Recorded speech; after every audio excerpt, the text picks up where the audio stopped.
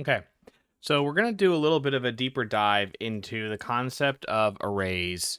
Arrays are a data structure we haven't talked much about, but they're a list, a way of containing lots of items, and I've seen it come up in a couple of different projects, so I wanted the opportunity to take a look at them a little bit more closely. So we can start off by defining an array well, actually, there's a couple of different ways. Probably the most straightforward way is just to say let fruits equal apple, pear,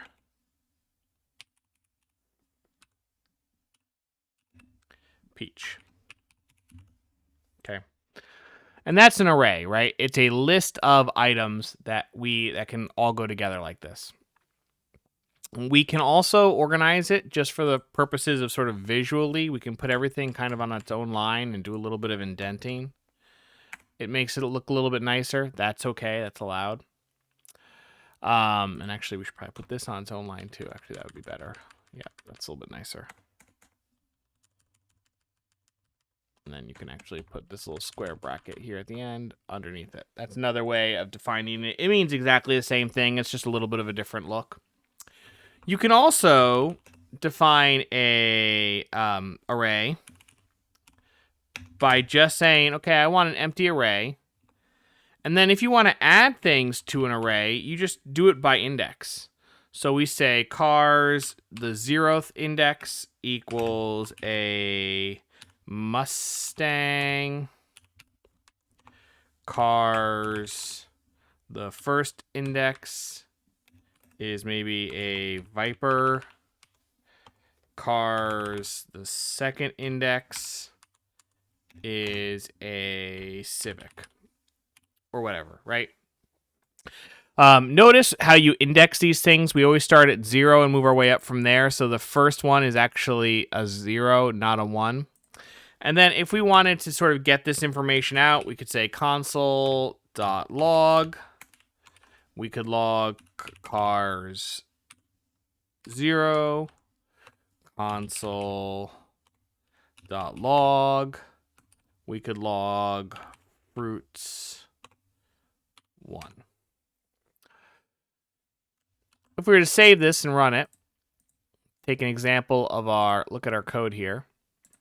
We can see Mustang, yep, that's the 0th index, and pear, yep, that's the first index of our fruit. One other way we could do this if we wanted to is we could make let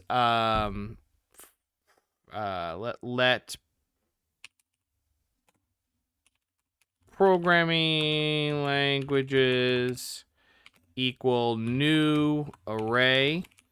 New keyword is a way for us to tell JavaScript when we're making a new object. Array in this case is an object. We'll talk more about object if you continue on in computer science to understand it better, but generally that's what we're making here, a new object. So we'll say Python, we'll say JavaScript, we'll say, and actually we can use the to keep it all kind of more neatly organized. We can use the structure we used earlier. And we can say C#, Swift, right? And you can actually, when you console.log, you can console.log a whole array if you want. So we'll hit save, and we can see all of our items in our array. It logs it a little bit differently, right? It shows you a little bit more information because, again, the array is an object, so it's got all sorts of stuff going on. But, yeah, we can see it that way. If we wanted just to list out all of the items in an array, a really neat structure is it's called a advanced for loop. So we could say for language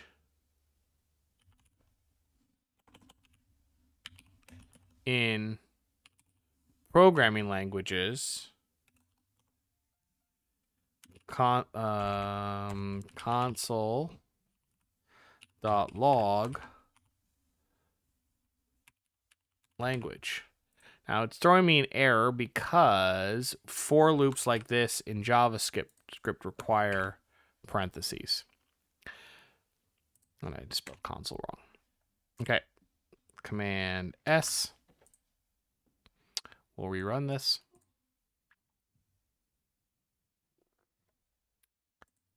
For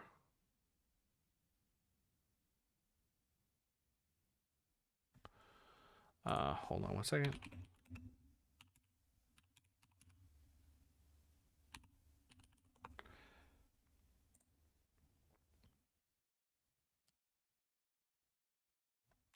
I need to still declare this, so we'll just call this a var.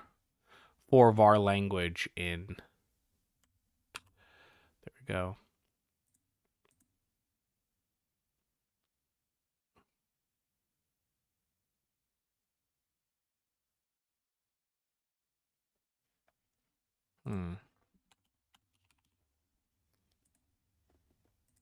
Oh, I just misspelled it. Let's try that again. There we go. Okay, interesting. Notice it's not actually printing out the languages. It's printing out the indexes. So if you don't want the indexes, but you want the actual items inside, we actually have to do a little bit more work there, right? We have to get out the objects inside of the array, not the what we call the keys. So we can do programming languages dot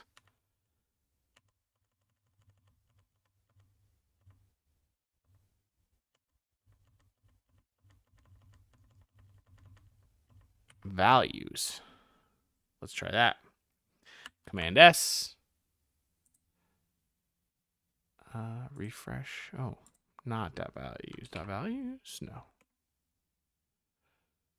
Maybe. Let's see if it's dot values with a might be. Cancel. Refresh. No. What am I?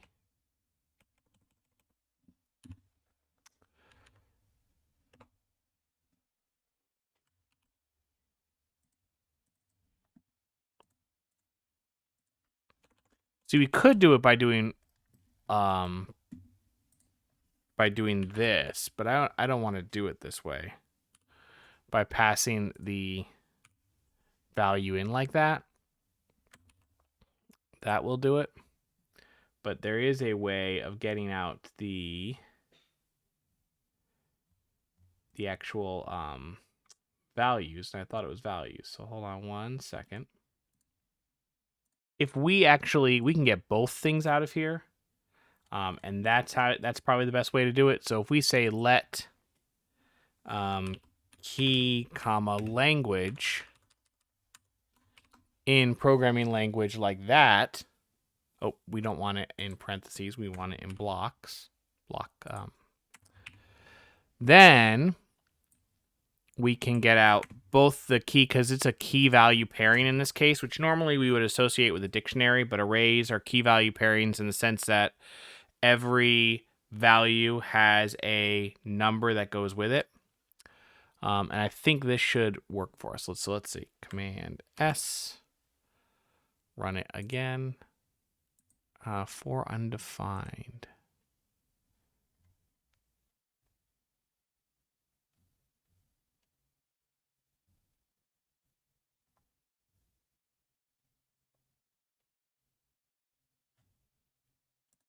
The slight adjustment we had to make was not for in, but for of with values. For in works with the keys, but for of works with the values. Dot values. So we write with dot values, but we just didn't have the of. We had the in instead. So that's how we can iterate over arrays and get out their values, which is helpful. Okay. But that's not all I wanted to show you with arrays. Let's see some of the other stuff we can do with arrays. We can obviously reset things in arrays. So we can say programming languages. Let's say we wanted to change the third one. So number 2, we can set that to something else. We could set it to C++ instead. Then if we ran this code again, or Command V, let's come down here, Command V.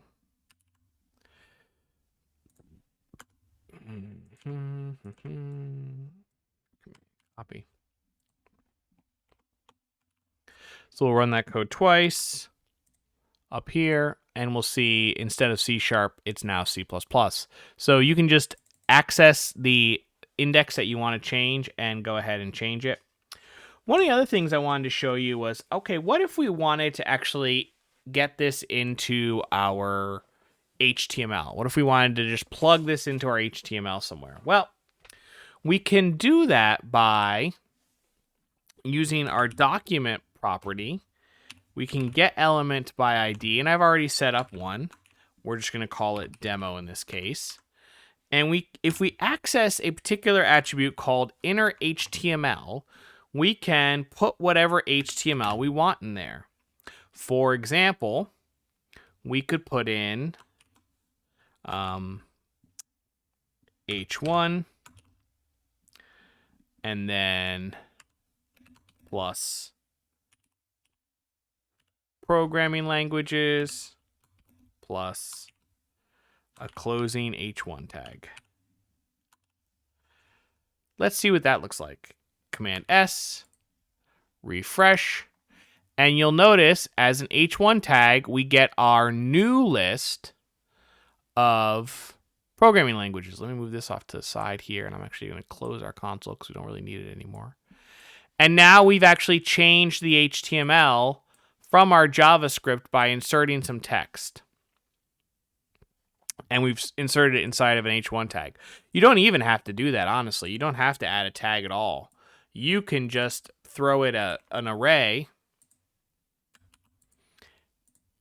cancel, and it will print it. Just won't print it very large, and I wanted it to be larger because of so it was easier for y'all to see.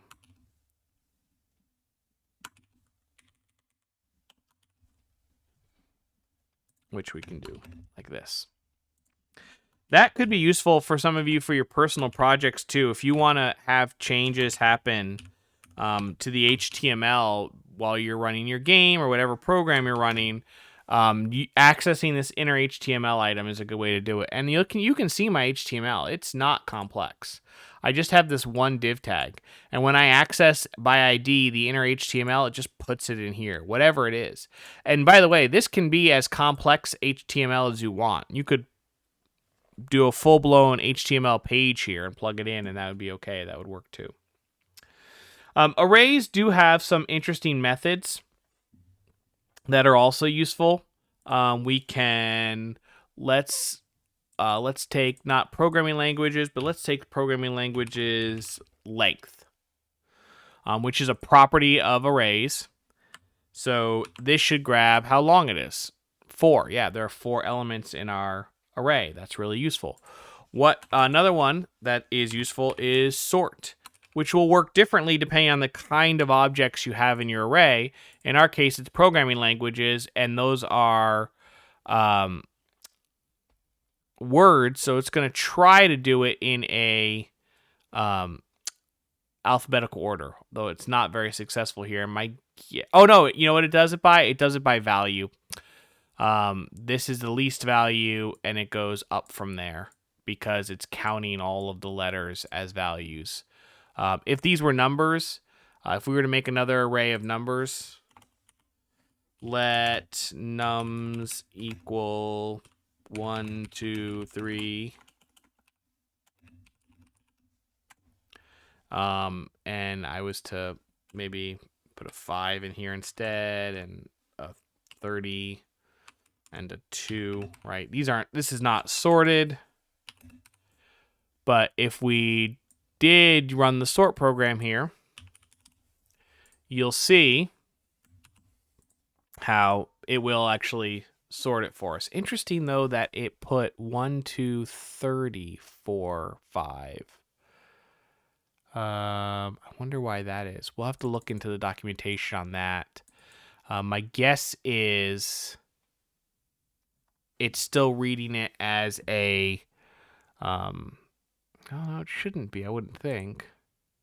What happens if we put the sort function up here and we just run nums down here? I wonder if that changes things. Let's try it. No. I'll have to look into the documentation on the sort function, how it's accessing the how it's testing the various objects against each other. But that essentially is how sort functions work. They go through the array and they test each thing against each other. I would think with numbers like this, it would be testing the values, but I could be wrong. It could be treating them differently. Okay, so go ahead, play with arrays. I know a number of you are going to be using arrays in your program. That's great. This kind of gives you a starter, dive into it.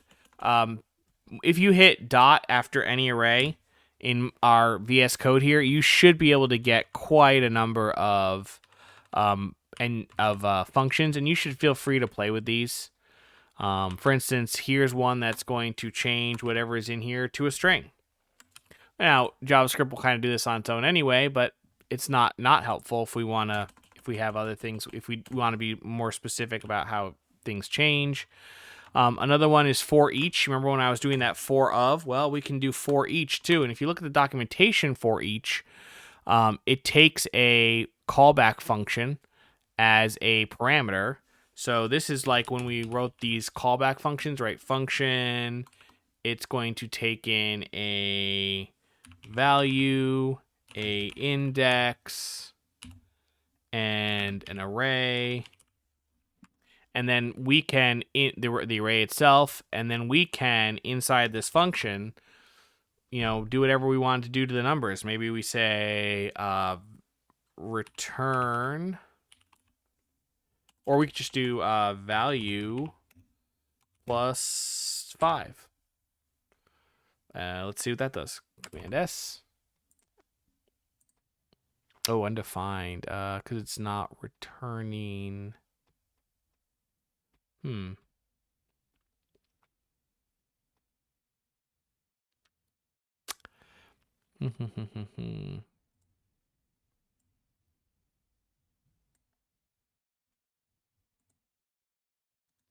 Let's look at that. Let's look at the documentation for that again. Well, anyway, you can play around with it. For each is just like the for of loop that we did. I have to look at the syntax. I'm probably doing something wrong with the syntax here.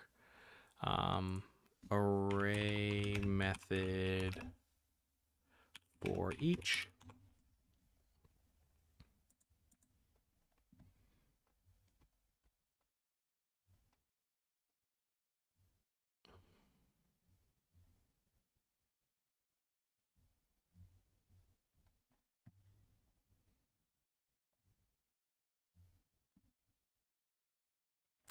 Oh, it probably doesn't return anything.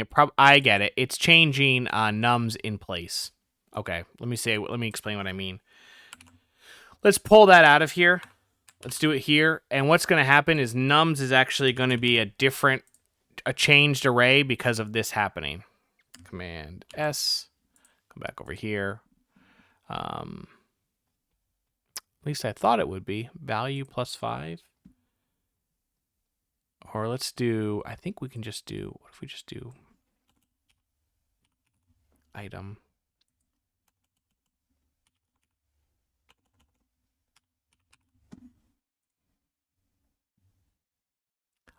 plus equals 5. That's what I meant to do. There we go. Okay. And no, still no change.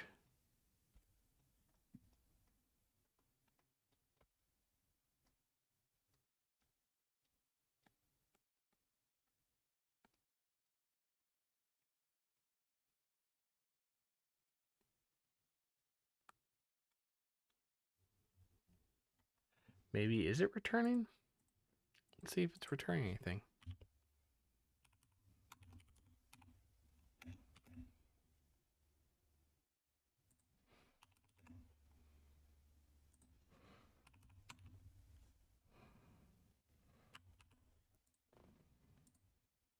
Nope, it's not. It's not returning anything. Nums for each function. Let's do it this way.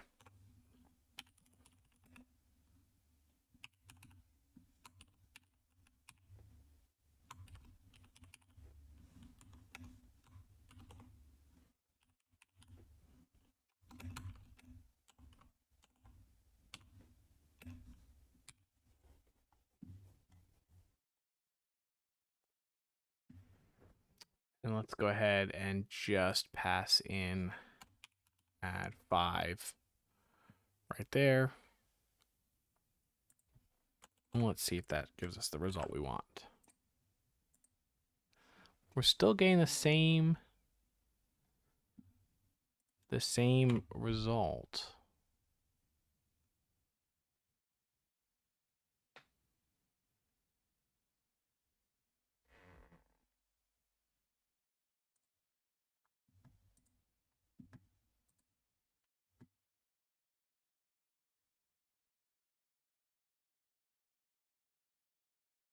Oh, it's not. I get it. It's not editing. That's what was my mistake. It's not editing this. It's doing something with each one, but it's not editing it. Okay. So what we can do is we could do this. Nums. Let's do nums.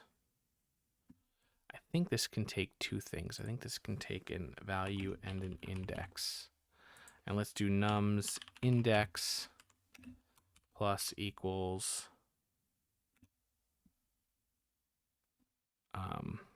item. So we're going to add to each place in the index of nums. We're going to actually edit nums as we go itself. So we have 2, 10, 60, 80. Let me explain what was happening. We were doing this work, but this function wasn't actually doing anything. It was taking a value, adding 5 to it, and that was just going into the ether. To actually change nums, we needed to reference nums here inside the function itself. And so we did that, and we were actually able to change nums. Okay, so anyway, my point is with all of this is there's lots to play with arrays. Many things. Flat maps is another good one. You can ask if you can just check to see if something is an array, and it will turn back true or false depending. You can reverse arrays. You can slice them up. All sorts of great methods. So play around with that. And arrays can take lots of different things. We've done most of our work with strings and numbers, but you can pass full-on objects to arrays. So I know some of you are actually working on making your own objects, and that's okay. You can have a list of your own objects there. All right, I'll leave you with that. Good luck and enjoy. Oh, your skills check for this video. Your skills check is to make an array of let's do an array of decimals, and I want you to go through either using our of loop or our for each method here, and I want you to log to the console each one of those decimals rounded down, okay, without their decimal portion. So you're going to make an array of decimals, you're going to go through that array, and you're going to print each one to the console rounded down. All right, good luck.